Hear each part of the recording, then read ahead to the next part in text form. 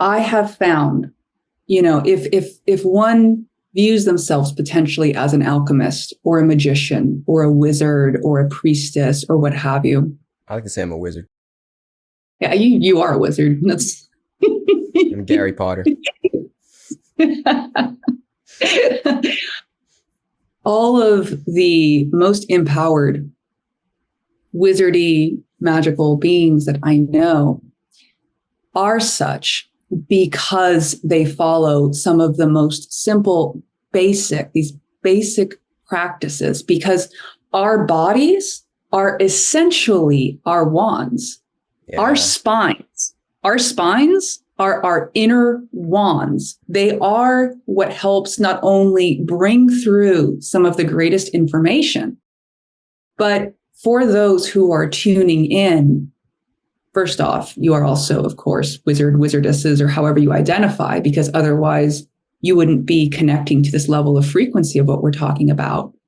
And if you are excited about attuning yourself more, in the sense, true self-alchemy is about bringing yourself to the level of attunement that the elements of yourself that are not you not only effortlessly fall away, but you are able to engage with life at such a level of discernment that moment to moment, you're like, yes, no, yes, no. And you can navigate, right?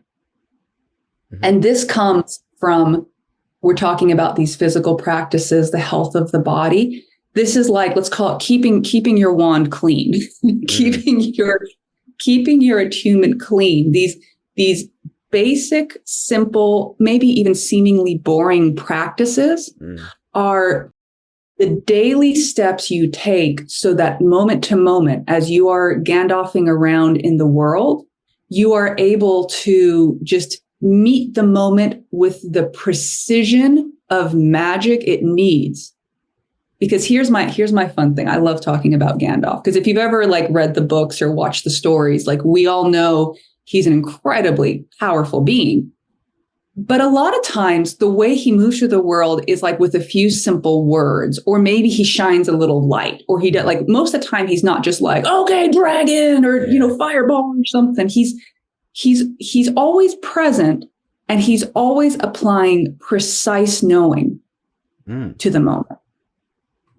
Precise knowing to the moment. And he's sometimes there and he's sometimes not. He knows when to be. He always says the wizard, always arrives exactly on time, exactly what he's meant to, or she's meant to. Yeah. And in this way, the simple practices we use help us be precise with our application of magic, of precision, of consciousness, however you want to look at it. Yeah. Well said again. That's for sure. Damn. Shout out Gandalf. Shout out to Gandalf. There's got to be something in there too, how he went from Gandalf the Gray to the White. Some symbolism in there that's resonating, but I can't explain it at this point. Do you know what the story is behind him? Is this some kind of hero's journey? How can we relate Gandalf going from Gandalf the Gray to the White? Is there anything in there that's resonating for you? Let's feel that. And, what I'm going to speak on is I'm just going to speak on the symbolism that wants to come forward, not necessarily the specific lore or the specific, backstory of it. What I'm going to do is I'm going to pull through whatever information wants to come on that may be resonant and relevant to what we're talking about. So asterisks. Right there. So I do think it's very interesting. Here's how I'll speak on it. Gray is an interesting one, right? Because it really is the in-between of black and white. Okay, right? It's the merge of the colors, but you also can associate gray with things like smoke, and with things like fog, or things like being through a certain level of mist. Being Gandalf the White through this process. So he was Gandalf the Gray until he fought a Balrog, right? A Balrog is essentially, for the purposes of this, let's just say a demon of great power. And fought it for like just, I think it was like days. It was an intense, insane battle. And at the end, they both essentially lay dead. And I would compare that process to when the self, let's say it was meant to be like a rebirth process. It's like when the self comes face to face with its pure opposite and the battle that occurs.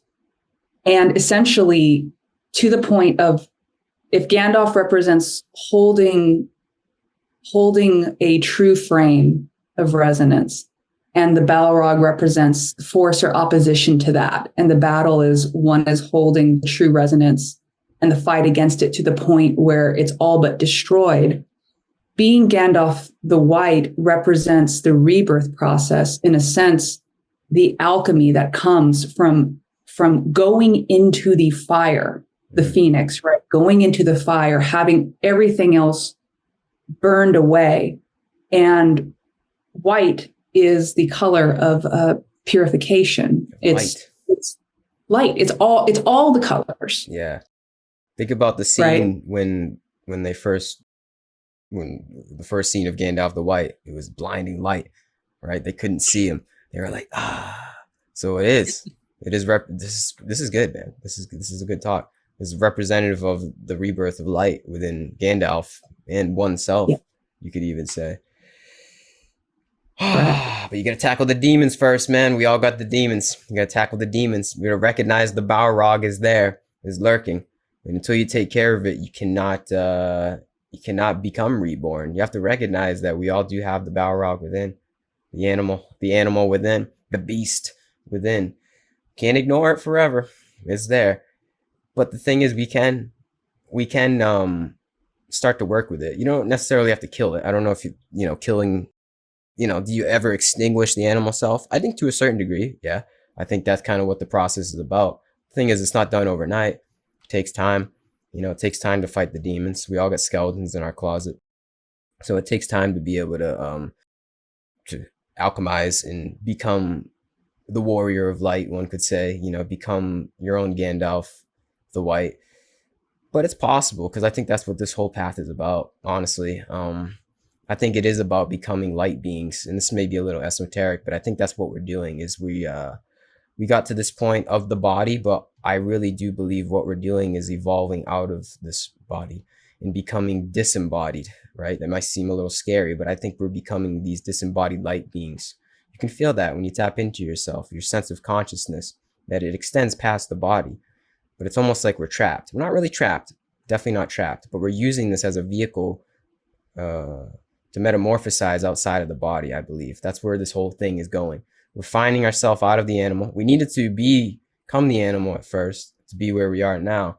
But now we have to start to work with the animal, transmute the animal, and then ultimately we do become these beings that I can't even think to describe. I can feel it though inside. You could probably feel it within yourself, where we're going and where we're evolving and where this is all leading to, the kingdom of heaven within, as they say. But it takes a little bit of time. It takes a little bit of time and refinement. And that's all part of the journey. That's the hero's journey that we're all on. But I do think, and like I said, it might seem a little esoteric, what this is all coming to, leading to for all of us is eventually transforming somehow, some way out of these bodies and becoming, astral, etheric in a way. And that is our metamorphosis to Gandalf the White.